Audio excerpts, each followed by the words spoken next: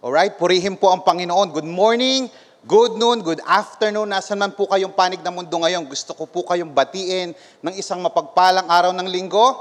And I hope that you are all doing well, kagaya ng lagi ko pong sinasabi sa atin. Ano man po ang ating mga pinagdadaanan, gusto ko po sabihin sa inyo na mas marami pa rin po tayong mga bagay na dapat pong ipagpasalamat sa ating Panginoon. I believe that God is good. Can you type that in the chat all the time? Come on, type that in the chat all the time. Right now, tayo po ay nasa fourth and final installment na po ng ating November series entitled Healing in a Broken World. Pwede po bang i-type natin sa comment section, healing? Come on. At bago po tayo magpatuloy, pwede po bang malaman namin kung saan po kayong panig ng mundo kayo nakaka-attend sa ating virtual service na ito? Come on, i-type nyo po if you're watching from Philippines, from Saudi, from Iran, from China, or maaaring dito lang po sa panig ng Luzon, i-type nyo po yan para at least nalalaman po ng atin pong Amazing Hope family kung saan na po nakakarating yung atin pong online streaming na ito. Now, last week, pinag-usapan po natin, yung third week po natin, pinag-usapan natin is about out of order. Yung first week, by the way, pinag-usapan natin emptiness. Pwede po bang i-type natin sa ating comment section, emptiness. Come on, type that word. Pinag-usapan po natin yung first week, it's all about emptiness. Yung second week po, pinag-usapan natin is about pain. And last week, as you can remember, pinag-usapan po natin yung out of order. Paano ba mag-ayos ng isang buhay na out of order? Napakaganda po ng ating series na ito because everyone needs healing. Sa mundo pong punong-puno ng suffering o paghihirap, sa mundong punong-puno ng injustice o kawalan ng katarungan and even hardships. I don't know about you, but kailangan po nating mapakinggan itong last topic natin, whether ikaw ay nag-aaral, nagtatrabaho, nagninegosyo, or perhaps bubuo ka ng iyong family or ng iyong mga pangarap. Pwede rin naman ngayon ikaw ay isang Christian minister, pastor, or a life group leader, pero dumadaan po tayo sa isang broken na pangyayari po sa ating buhay. Hindi na po ako nasusurprise na marami pong tao, including even the unbelievers, kahit mga believers po, ay naghahanap po ng tinatawag natin ng healing. Kaya lang, hindi po lahat ay nakakasumpong sa tamang healing. Some of us, kinukuha po natin yung healing sa alak, yung iba kinukuha po natin yung healing sa marijuana, yung iba naman kinukuha natin ito sa papalit-palit na relationship. You know what, this afternoon, this morning, this evening, depende po anong oras kayo nakaka-attend sa ating online service, this is my conclusion. We want healing. And we want healing because we need breakthrough. Come on, pwede po bang i-type natin sa ating comment section, breakthrough. Now, ang malaking katanungan na dapat po nating masagot sa hapon, umaga, tanghali, gabi, madaling araw na ito, paano ba ako magsisimula ng tinatawag po nating breakthrough? Now, I want you to open your Bible sa Haggai chapter 1, verses 12 through 15.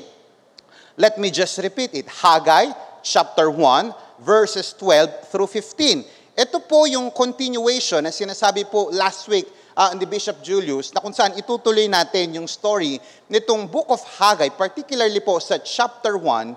Basahin ko po sa verse 12 kasi last week pinag-usapan natin verses 1 through 11. Ngayon po, ang pag-uusapan natin ay nasa chapter 12. Samahan niyo po ako sa verse 12. Then, Zerubbabel, son of Shealtiel, and Jeshua, son of Jehozadak, the high priest, and the whole remnant of God's people began to obey the message from the Lord their God. When they heard the words of the prophet Haggai, whom the Lord their God had sent, the people feared the Lord. According to verse 13, then Haggai, the Lord's messenger, gave the people this message from the Lord. I am with you, says the Lord. Verse 14, so the Lord sparked the enthusiasm of Zerubbabel, son of Shealtiel, governor of Judah, and the enthusiasm of Jeshua, son of Jehozadak, the high priest, and the enthusiasm of the whole remnant of God's people. They began to work on the house of their God, the Lord of heaven's armies. Verse 15, on the 21st, or on September 21st of the second year of King Darius' reign. Purihin po ang Panginoon sa pagkakabasa ng kanyang salita. If you are praising God sa pagkakabasa ng kanyang salita, mag-type po tayo ng amen. Let me just give you a brief background po, no, nitong pinag-usapan natin last week at pag-uusapan po natin ngayon. Ito pong si Hagay ay nagbigay po ng mensahe para sa mga Hudyo na kakabalik lamang po sa Jerusalem after living in captivity in Babylon. Kung inyo pong matatagpuan, binackground check din po natin ito, sinabi po natin yung context last week, na kung saan ang Babylonian Empire ay sinira, winasak at nilusob po nila ang Jerusalem, including, listen to this very carefully, including Solomon's Temple. At yung mga Israelites po were taken captive some 70 years earlier. So kung titignan nyo po, kung aralin nyo po yan, that's about 586 BC. Now, after 47 years, ang Babylon po were overthrown by Persian Empire headed by King Cyrus noong 539 BC. At according po sa maraming scholars, pinaniniwalaan nila na si Prophet Haggai po ay naisilang sa mga panahon po na kung saan under captive po ng Babylonian Empire, ito pong Israel. Now, 538 BC, si Cyrus po, si King Cyrus of Persian Empire, nag-decree po sila o nagbigay po siya ng decree na ano bang ginagawa niya ng mga Hudyo pa dito? Palayain na yan. At doon po nag-umpisa sila na mag-isip na i-rebuild ang temple. Bumalik po after a year, bumalik po sila sa yung mga Hudyo sa Jerusalem at nag-try po silang i-rebuild yung temple but they were unable because of their enemies. Kung mapapansin nyo at aaralin nyo po ang background nito, sa time po ni Ezra, they began to rebuild the temple. Naglagay na po sila ng pundasyon. Kaya lang ang problema, yung mga neighboring people nila, ay meron sa kanila mga umaaway at seemingly pumipigil. Now, what can we learn from this?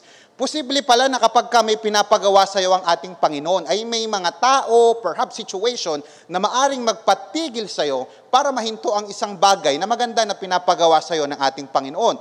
So, sa context nito, they stopped constructing the temple. They were discouraged dahil po yung mga neighboring mga kapitbahay nila ay galit sa kanila at they wrongly concluded, they assumed that it was not yet time for them to rebuild the temple. Now, here's the catch.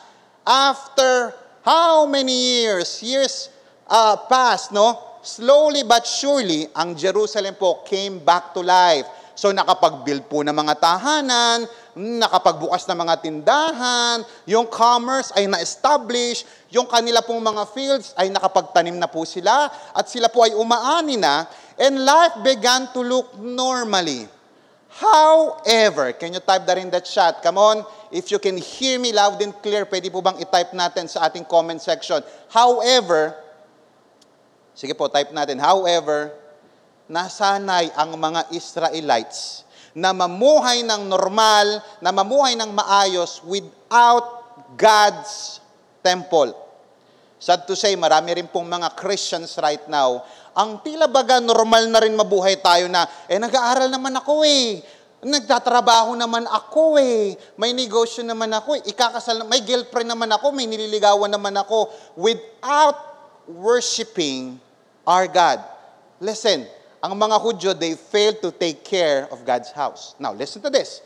Lumipas po ang 14 to 16 years, then Haggai, si Haggai po, si Prophet Haggai, ang sumulat ng Book of Haggai, ay lumitaw po sa eksena with one message, with one main message. Ang sinasabi lang ng mensahe nitong Book of Haggai, it's time to finish rebuilding the temple. Kaya last week po, our bishop discussed itong sinasabi, ano ba kayo, yung mga bahay nyo, ang gaganda na. Tapos yung tahanan ng Diyos, pinabayaan ninyo. So they start rebuilding something and they stop. Why? Pakitype sa comment section, why? Come on, be interactive sa ating online service. Bakit nila hininto? Because they prioritize other things over the things of God. Kasama po dito yung house of God at tsaka yung God's work. Na-stuck na po sila. I don't know about you, but someone needs to hear this. Someone needs to hear this because someone has been stuck in a situation na kung saan Okay na ako nag-aaral lang, nagtatrabaho, nagninegosyo, okay naman ako sa family, okay naman ang health ko, but the reality is, we stop worshiping God. Then Haggai realized, nung sinabi sa kanila, kaya sabi ng verse 12, na-steer yung kanilang damdamin. Na-realize ni Haggai ang importanteng bagay na ito na kinakailangan magawa na ngayon. So he challenged the people of Israel, yung God's people, this is the right time. This is our breakthrough. We need to start something. I don't know about you, pero kung gusto mong magsimula ng isang bagay na pinapagawa ni Lord, o isang bagay na napakabuti para sa family mo, sa iyong pag-aaral, sa iyong future, maybe kinakailangan mo naman sa mensaheng ito. If you need to begin something great this year, this message is for you. Today, join me in our topic entitled, Let the Breakthrough Begin. Come on, type that in the chat, breakthrough. Sino po dito kinakailangan ng breakthrough ngayon? Pastor, pwede pa po ba akong magsimula ng breakthrough ngayon kahit patapos na ang taon? Pastor, can I start something new even though the year is ending? The answer is yes. Ang pagsisimula po ng isang bagay kahit patapos na ang isang taon, hindi po ito nakabase sa kalendaryo ng tao, nakabase po ito sa desisyon ng puso mo because God wants you to experience breakthrough. Now, the million-dollar question right now na kinakailangan po nating sagutin. I know everybody is ready and is so excited. How to begin your breakthrough? Pwede po bang i-type natin sa comment section, I am ready. How to begin your breakthrough? Let me read again, verse 12. Then Zerubbabel, son of Shealtiel, Joshua, son of Josadak, the high priest, and the whole remnant of the people obeyed the voice of the Lord their God and the message of the prophet Haggai, because the Lord their God has sent him, and the people feared the Lord. How to begin your breakthrough? Point number 1 is repentance. Kung mabilis po kayong mag-type, please, help me preach well. I-type nyo po sa comment section, repentance. Now, the prophet Haggai, ang task po niya ay magbigay ng mensahe ng Diyos papunta po dito sa remnant, sa mga natitirang Israelites. Now, one of the main tasks of the prophet, itong si Prophet Haggai, is to call the people of God back to God. Ang kanila pong objective, o ang objective po ni Prophet Haggai, was to call the people of Israel back to God. Kaya mapapansin po ninyo, sa ibang translation, may ginamit po, ito dito sa verse sa translation na ginamit natin, feared, pero yung iba ginamit worship, respect. Ito po yung mga ginamit sa mga different translation. At ito po ay clear sign ng repentance. A change of mind that leads to change of action. What is repentance? In the Greek, ang salita pong repentance ay metanoia, meaning changing of mind that leads to action. If you want to begin your breakthrough, you have to repent. In their case, malinaw na bumalik po sila sa ating Panginoon. Now, tignan nyo maigi ito. Isa sa mga task, kanina sinabi ko, isa sa mga task ng people of God o ng prophet of God na si Haggai ay tawagin ng Israelites pabalik, magrepent sila. Kaya, what can we learn from this, Pastor? Kaya wag mong babaliwalain yung mga mensahe ng isang lingkod ng Diyos sa buhay mo. I don't know about you, maybe yung life group leader sinasabi, kamusta ka na? Friend, kamusta ka na? Let's talk, let's have a coffee. Pwede ka bang ma-invite? Or maybe your pastor na matagal nang tumatawag sa'yo, ay matagal ka nang sinasabi, come back to God. Let's bond. Let's have fellowship. Huwag mong babaliwalain ang mensahe ng isang lingkod ng Diyos na tinatawag ka nang bumalik sa Kanya. Why? Kaya maraming hindi nakakapagsimula kasi walang tinatapos. Bigyan ko kay example. Maraming gusto magsimula ng diet sa 2024. Pala nga, 2024. Listen to this, 2024. That was 11 months ago. Maraming gusto magsimula ng diet, ayaw naman tapusin yung wrong eating habits. Maraming gusto magsimula ng kanilang financial journey. Kaya lang ayaw naman tapusin yung wrong spending habits. Pastor, masama bang mag-add to cart? There's nothing wrong with adding to cart. Kahit yung buong cart, bilhin mo pa eh. Ang masama, yung tinatawag natin sa financial terminology, yung unnecessary expenses. Some of us gustong magsimula ng maayos na pamilya. Ayaw naman tapusin yung pag-i-scatter. Ano yung pastor? Yung pagsusugal, yung pagsasabong, Gustong umayos yung kalusugan, sige hit-hit. Sige inom.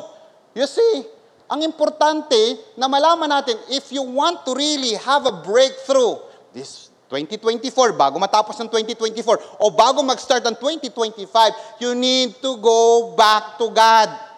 Kasi walang mararating na maganda ang isang taong walang tinatapos na pangit. Kaya mabuti, simulan mo. Yung mga masasama, putulin mo. Pwede bang i-type natin sa comment section? Putulin mo na. Ang masakit sa atin, kung ano yung maganda, yun yung pinuputol. Tapos kung ano yung masama, yun yung sinisimulan. You must remember that good things begin. Listen to this very carefully. You need to catch this.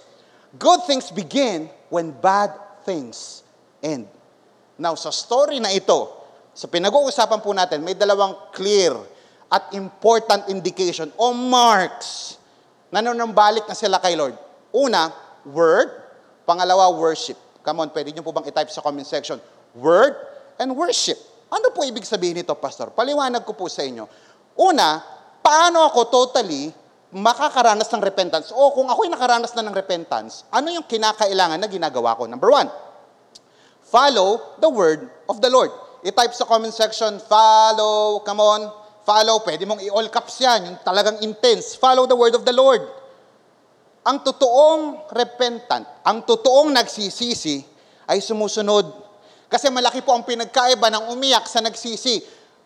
Listen to this. Pastor, masama po bang umiyak? Hindi po masama. Some of us, habang tayo ay nag-worship sa ating online streaming, we've been touched by the Holy Spirit through our praise and worship. And that's not bad. It's not bad to cry. What's bad is when you cry and you don't change. Because repentance is not when you cry. Repentance is when you change. Marami pong umiyak, marami nang humagulgol, pero pag tayo, yung iba nga tumutumba pa eh. Yung iba nga nagtatampisaw pa eh. Pero after tumayo, bumangon, tampisaw pa rin sa kasalanan. Ulitin ko, it's not bad to cry, it's okay, but repentance is not when you cry, repentance is when you change. Importante na nakikinig tayo sa salita ng Diyos kasi ang salita ng Diyos ang nagbibigay ng tamang nourishment sa ating katawan for us to experience breakthrough in our lives. Naalala ko yung kwento ng isang bata. Bata, may dala-dala siyang apple, pupunta siya sa lolo niya. Yung lolo niya medyo may edad na, tapos siyempre hindi na uso yung mga dyaryo-dyaryo ngayon. Hindi na uso sa iba yung mga basa-basa ng mga papel. So nag-i-scroll yung lolo niya. Nanonood ng TikTok, nag-i-enjoy. Hi, ining, sumasayaw. Scroll yung lolo niya. Tapos may daladalang apple yung, yung apo niya. Hi, lolo. Gano'n, may sinabi yung apo sa lolo. Tapos sabi nung lolo, teka mamaya na, ang ganda ng pinapanood ko. Di, yung bata, okay lang. Maya-maya, nakaganon lang yung bata. Kinuha nung lolo, kinain yung apple. Tapos after kumain ng lolo, sabi ng bata, Lobak, why did you eat my apple? Sabi nung, bakit akala ko binibigay mo? Hindi, Lo, pinapatanggal ko kasi meron dumi, tsaka maraming bulate.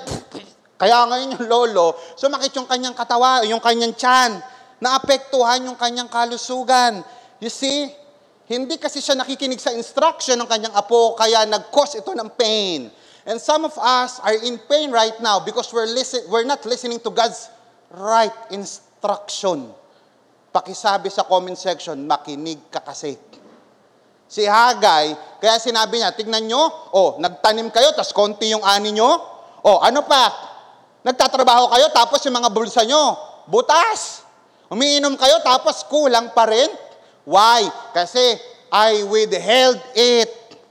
Kaya matutong makinig sa Panginoon, matutong makinig sa mga pinapadala ni Lord, kagaya ni Hagay. My question right now is this, who is Hagay in your life? Sino ang Hagay sa buhay mo ngayon na pinapadala ng Diyos at sinasabing, nakbalik na, come back to God? Ang totoong repentant, may pagsunod. Pangalawa po, fear of the Lord. Yung una, follow the word of the Lord. Pangalawa, fear the Lord. Sabi ng verse 12, and the people feared the Lord. Ito pong salitang feared, galing po yan sa salitang Hebrew na yare. Uy, sa salitang Pinoy, talagang yari ka kay Lord. Matakot ka talaga dapat kay Lord. Pag sinabi pong yari, to fear, to revere. Ang sabi po ng The Voice, they took seriously. Uy, tinanggap daw nila ng may kaseryosohan ng mensahe na dala sa kanila ni Prophet Haggai. Listen to this. Believing he had been sent by the Eternal One whom they worship and feared. Now, ano yung fear na to? Ito yung fear na tatakot ka sa impyerno. No. Itong fear na to, ito yung fear na may halong pagsamba. Pakitype sa comment section, pagsamba. Yung bang takot ka ng gumawa ng masama, hindi dahil pupunta ka ng impyerno. Ito yung tinatawag ng mga theologians na reverential fear of God. Ito yung takot na may pagmamahal at may pagsamba at may respeto sa Diyos. You see, kung may takot ka sa Diyos, ay ipapakita mo ito sa iyong buhay. Kasi ang totoong bumabalik kay Lord ay bumabalik sa pagsamba. Kaya ano pang hinihintay mo? Samba na. Type mo nga sa comment section. Samba na! Hindi kung sino-sino ang mga sinasamba natin. Kaakibat ng pagsamba ay takot sa Diyos at mataas na uri ng respeto sa Diyos. Kung nire-respeto mo ang ating Panginoon, sasamba ka sa Kanya. Imagine mo yung iba sa atin. Sino dito nag-aaral ngayon? Ay nako, kahit walang pasok, kinakailangan kong gawin to. Bakit? Kasi ipapasa kay ma'am, baka ibagsak ako, grabe respeto ko doon. Hindi ako kakain, hindi ako matutulog para magawa ko yung project na to. Yung ibang nagtatrabaho, I need to do this deadline, Wala na, kahit mahagard na ako, gagawin ko ito. Why? Ganun ako katakot, ka-fearful doon sa boss ko.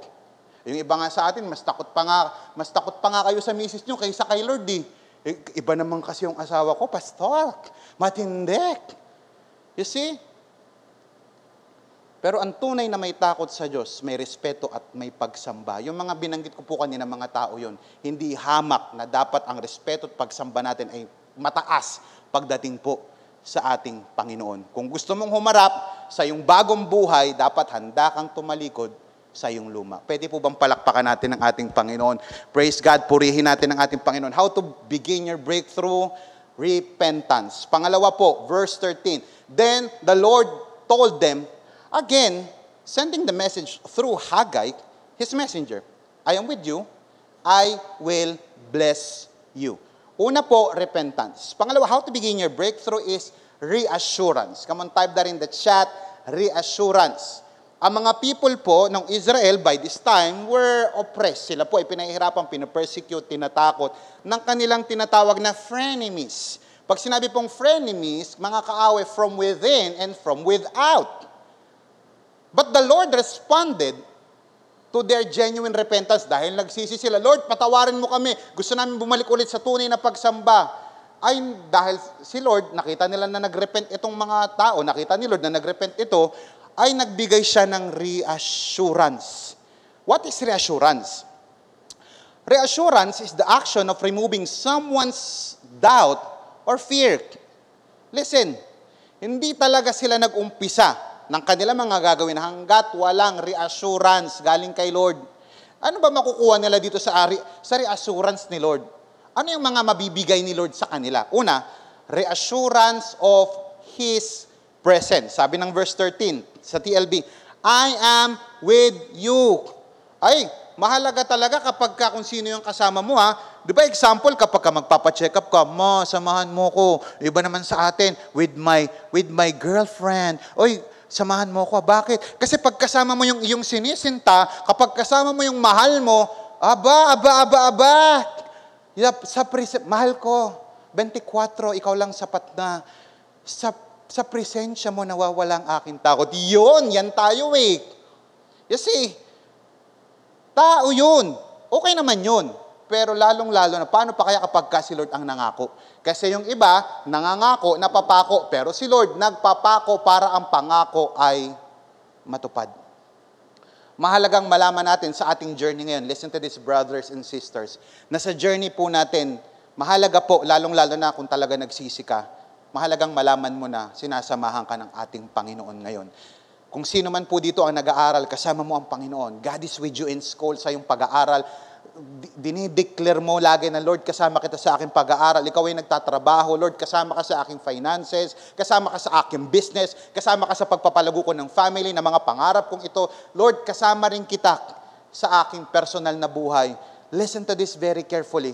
God's presence is rightly regarded as the highest, pakitype sa comment section, highest blessing that could be bestowed upon them and the surest guarantee of success. Ang pinaka-success para sa kanila, hindi yung nagkabahay, hindi yung nagkapera, hindi yung naging normal na ulit yung buhay nila after sa Babylonian captivity. Ang pinakamagandang blessing sa kanila ay yung sinasamahan na sila ni Lord, yung may presensya ni Lord.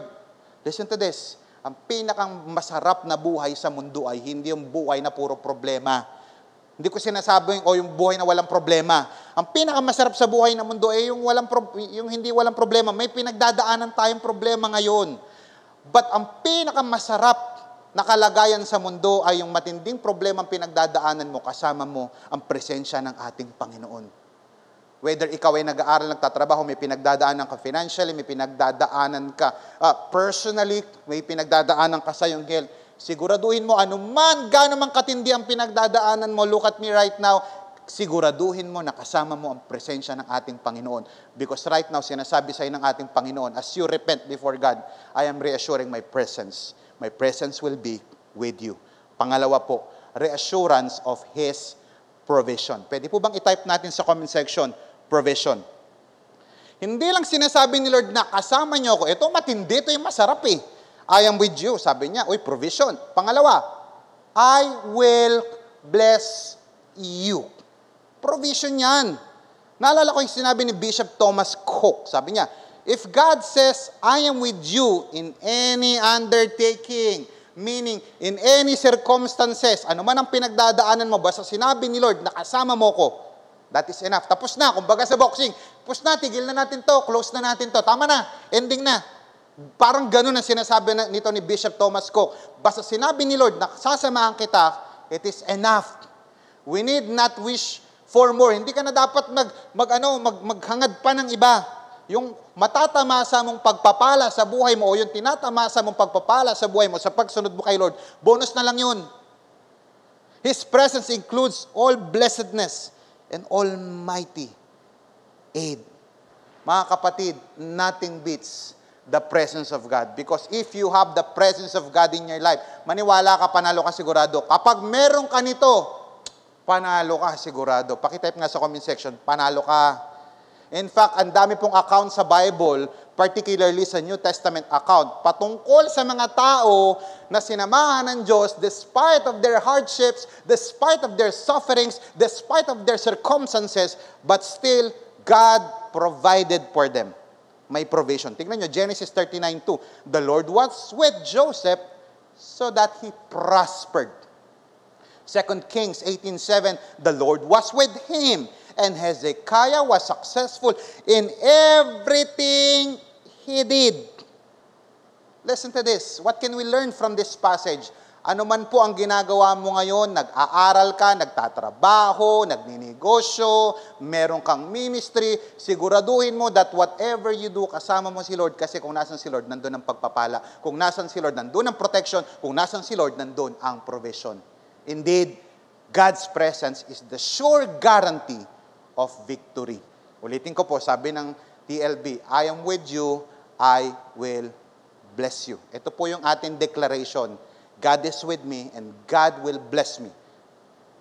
Masarap magsimula kung alam mong may assurance ka mula sa ating Panginoon. Kaya ano man ang sisimulan mo ngayong taon, bago matapos ang taon o sa susunod na taon, siguraduhin mo lang na kasama mo ang Panginoon because kapag kasama mo ang Panginoon, panalong-panalo ka na sa iyong buhay. Pwede po bang palakpakan natin ang ating Panginoon? Come on, mag-virtual clap po kayo. Kunin niyo yung clap emoji. Magpalakpak kayo dyan if you are being blessed right now by God's word. Pangapat o pangatlo. Sabi ng verse 14, ito na. Then the Lord revitalized the spirit. Napakagandang salita. The Lord revitalized the spirit of Shealtiel's son, Zerubbabel, governor of Judah, the spirit of Jehosadak's son, Joshua, the high priest, and the spirit of all the rest of the people. So they came and began to work on the house of their God, the Lord of the heavens armies. Ano po yung number one? Yung una po, repentance. Pangalawa po, reassurance. Pangatlo, how to begin your breakthrough. It's revival. Come on, type that in the chat, revival. Imagine niyo, ni-revive sila ni Lord as they repent, nagbigay ng assurance, ipoprovide ko, kasama niyo ko. Ni-revive ni Lord ang kanilang mga spirito. Ang salita pong revive, sa salita pong, sa ibang translation, stirred up. At kapag inaral niyo po yung original Hebrew niyan, lalabas po ang salitang war. Ibig sabihin, awaken, to become active again. Uy, active again? Uy, may nagising? Baka kasi may natutulog. Baka kasi may namatay. Baka kasi may nalupaypay. Baka kasi may tumigil. Kaya importanteng matutunan natin na mahirap magkaroon ng breakthrough ang isang taong tulog. Alam nyo, marami sanang magaling, marami sanang okay, marami sanang very competent. Ika nga ng matatanda, magagaling, kaya lang natutulog sa pansitan. Kaya sinabi ng Bible, so the Lord revitalized the spirit. Kaya impisahan mo nang magising, bumangon ka na, become active again. Hindi ko po alam kung sino po ang nakakapakinig ngayon na nahinto. Perhaps nahinto kang mag-aral, nahinto kang mangarap, nahinto ka na sa iyong career, oy, nahinto ka nang magpatawad, nahinto ko, ay, ang hirap umintindi. Nakakainis tong pamilya na to. Huminto ka na mag-understand, nahinto ka ng magpakumbaba, huminto ka ng mag-pursue ng iyong career, ng iyong dream, na ibinigay sa'yo ng ating Panginoon. Or perhaps, huminto ka na sa ministry. Ikaw ay nalayo, nahinto. God is telling you right now, it's enough, tama na ang tulog, get up, be active again. Now, kapag ikaw ay naging active again, ano ang nagagawa ng revival? Pakitype nga sa comment section, ask me, what? Come on, type that in the chat. What? Ano ang nagagawa? Ano ang nagagawa ng revival? Una, revival brings excitement. Tignan nyo Zerubbabel, son of Shealtiel, was the governor of Judah. Joshua, son of Jehozadak, was the high priest. Tignan nyo, pakinggan maigi. The Lord made them and the rest of the people excited about working on the temple of their God. The Lord all-powerful. Listen, nilagyan sila ni Lord ng spark. Nilagyan sila ni Lord ng excitement. Kumbaga, patay na yung baterya, nilagyan sila ng bagong baterya. Why? Mahirap naman kasi kapag ang lumang battery pa rin ang gamit mo. Mahirap kasi kapag lobat pa rin. Paano mo magagamit ang isang gadget kung lobat ito? Paano mo magagamit ang isang gadget kung sira ito? Paano mo magagamit ang isang sasakyan kung sira naman ang baterya? So sabi ng NET, ang ganda nito, sa verse 14, so the Lord energized, and di lang in-energize, and encouraged Zerubbabel, son of Shealtiel. Encourage means to instill courage. Sa makatuwid, si Lord mismo ang naglagay sa kanila ng tapang at lakas ng loob. Hindi ko po alam kung ano yung mabigat na pinagdadaanan nyo ngayon na tila baga nagbibigay sa'yo ng takot, nagpapahinto sa'yo, nagpastak sa'yo, causing you not to do your job, causing you not to go back to God. But as you pray right now, as you listen to this word, God will energize and encourage you. If you want to start something great, pakinggan nyo po itong mabuti. Be excited. Ang taong excited, makikita mo energize yan at encourage. Pangalawa, revival brings execution. Hindi lang daw excitement na, talaga? Ganito? Umpisahan na natin yung temple, hindi lang nakaramdam ng excitement, nakaramdam sila, may ginawa silang execution, meaning action. So, sabi ng ERV sa verse 15, so they began this work. Ang tunay na revival, may execution. Ang tunay na revival, may action. Kaya yung mga nagsasabing, revive ako, thank you sa message. Tapos ganun pa rin. Ang sarap ng message. I feel refreshed. Tapos ganun ulit kinabukasan. Hindi yung tunay na revival. Kasi ang tunay na revival may pagkilos at may natatapos. Let me just repeat it. Come on, let it sink in for a while. Yung sinabi ko, ang tunay na revival ay may pagkilos at may natatapos. Kasi kapag sinasabi mong revive ka, tapos hindi ka naman kumilos, wala ka naman tinatapos, kahibangan yan, baka bangag lang, baka high lang dun sa excitement, pero walang certain action. Remember vision without execution is just hallucination.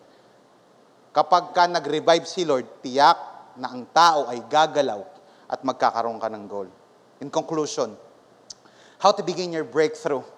Repentance, reassurance, excitement. Let me end with this story. Few years ago, I was riding my scooter. So, sarap ng rides lang, chill lang. All of a sudden, biglang huminto. Buti na lang yung paghinto niya, pambihira. Nung huminto siya, malapit na ako sa paggawaan ng motor. Sabi ko, sir, pakiayos nga bigla na lang huminto, tapos hindi na nag-i-start. I was trying to yung push button. Ayaw. Tapos ginawa ko, kinik-start ko. Ayaw ulit. Chinik ko yung gasolina. May gasolina naman. Chinik ko yung gulong. Okay naman. Maandar naman ng maayos. Chinik yung langis. Bagong change oil. Bagong car wash pa nga. Kasi ang sarap mag-rides kapag ka ikaw ay bagong car wash ang yung motor. Tapos chinik. Eto na. Sir, may tama. Ano may tama? Okay naman yung gasolina, hindi umaandar. May ano naman. Okay naman yung gulong, bilog pa rin. Alam mo, sabi ng mekaniko ko, boss, sira yung spark plug. What is spark plug? A spark plug is a device in an engine that produces an electric spark. Come on, before I end, type that in the chat, spark. Na nagkukos ng spark that lights the fuel and makes the engine start. And maybe some of us right now, naranasan nyo rin to. Oo nga, pastor, naranasan ko yan, yung sa motor ko. Ako, pastor, doon sa SUV ko. Ako, pastor, doon sa big bike ko. Ako, pastor, doon sa sedan ko. Let's not talk about vehicle anymore. Let's talk about your life. Let's talk about your spiritual life right now. Maybe some of us, sino dito feeling mo ngayon, kagaya ng scooter mo, pastor, tumirik na yung buhay ko? Parang wala na pong patutunguhan, pastor, ang buhay ko. Wala nang kaayusan. Ang gulo ng karir ko, ang gulo ng pag-aaral ko, tapos iniwan pa ako ng mga trusted friends ko, they betrayed me, they abandoned me. May pera naman ako. Pero I am still empty. Tumirik na rin yung progress ko sa aking pangarap. And ultimately, whether you like it or not, you need to admit it. Tumirik na yung fellowship mo sa ating Panginoon. Sabi ng verse 14, so the Lord sparked the enthusiasm. Mga kapatid, if you are struggling right now, sa takot, sa pangamba, sa iyong progress, sa iyong maturity, sa iyong growth, even nadapa ka, causing you to fall into sin, causing you to stop going to church, going to your life group, giving your tithes, giving your first fruit. Let me tell you this. May nagtatanong siguro ngayon, may pag-asa pa ba ako? The good news is, pwede kang magsimula ulit. Shall we close our eyes and bow our heads? Nasaan ka mang panig ng mundo ngayon? I don't know where you are right now. And I don't know what's going through right now in your life. But one thing is for sure. The fact that you are listening, the fact na umabot ka mula umpisa introduction ni Pastor Paul hanggang ngayon, nandirito ka, God wants to tell you something. God is telling you right now, my son, my daughter, my child, pwedeng magsimula ulit. The good news is this. The blood of Jesus is available for you. Maybe right now, sa tingin mo, wala ka ng pag-asa, bagsak, lupaypay, stuck, tirik na, pastor. Baka kinakailangan mo ng makipagrelasyon sa ating Diyos. Pastor, how can I have a meaningful relationship with God? Right now, as your eyes are closed, what I am preaching right now is not another religion. Man, I tell you, this is about relationship with Jesus. Pastor, how can I have relationship with Jesus? First, you need to admit that you're a sinner. Aminin mo sa sarili mo na ako'y makasalanan, na stuck, Nalulun ako sa bisyo, nalulun ako sa pornography, nalulun ako sa masamang gawain. I am a sinner. I want to admit that you're a sinner in need of a Savior. Admit na ikay makasalanan at aminin mo that your good works cannot save you. Pangalawa, you need to believe in the gospel of Jesus. You need to believe in the finished work of Christ. Na namatay si Jesus Christ, hindi lang para sa akin, hindi lang para sa ibang tao, namatay si Jesus Christ para sa iyo. And He was thinking also about you when He died on the cross. Pastor, what else? You need to confess right now that you want to have a breakthrough. Not just financially, not just emotionally, not just mentally, not just intellectually, not just relationally, but spiritually as well. Sabihin mo lang, right now, Dear God, I admit that I'm a sinner. I admit that I cannot save myself. And right now, I want to surrender my life to you. I believe in your work on the cross to save me from the penalty of hell. And starting today, I want to live for you. I want to follow you. And I want to experience breakthrough. After breakthrough. After breakthrough. Help me to follow you. And love you every single day. Today, I am deciding to follow you, Jesus. Maraming salamat po, Panginoon. Lord, touch the heart of that person right now. Come on. Maybe right now, nararamdaman mo na ang pagmamahal ng ating Panginoon. Yes, God is touching you right now. God is healing you. Breakthrough is coming in your life right now. In your career, in your finances, in your business, and ultimately in your personal and spiritual life. Thank you, Jesus. Hallelujah. Yes, Lord. Thank you, God.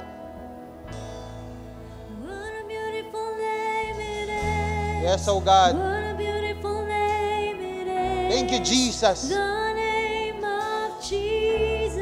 Oh God. Christ, my King. What a beautiful name Yes. it is. Nothing compares to Yes, this. Jesus Christ is the What a solution. beautiful name it is. Jesus Christ is your breakthrough. The name of Jesus. Yes, oh God. What a beautiful name it is.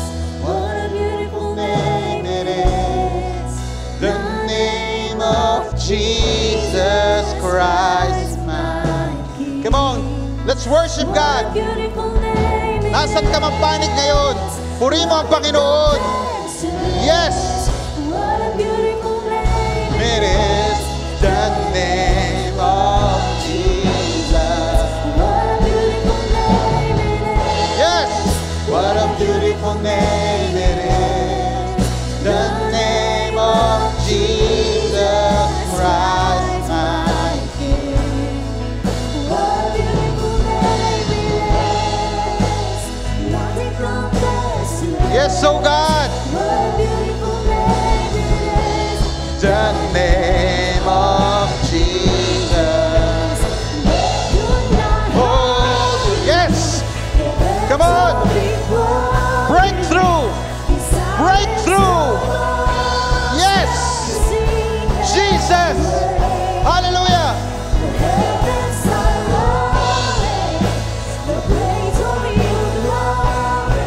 Come on, receive your breakthrough. Receive your breakthrough in the name of Jesus. You have no rival. You have no ear. Come on.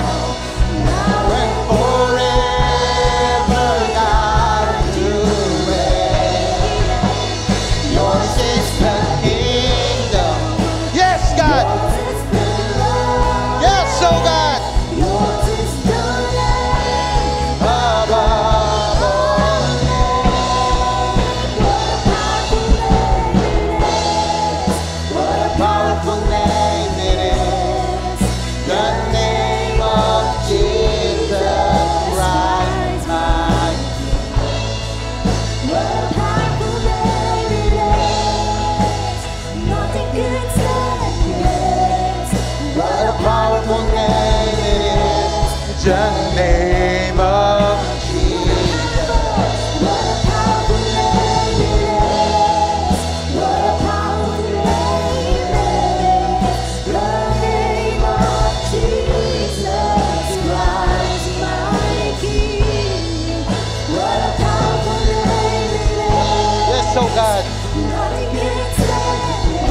Hallelujah.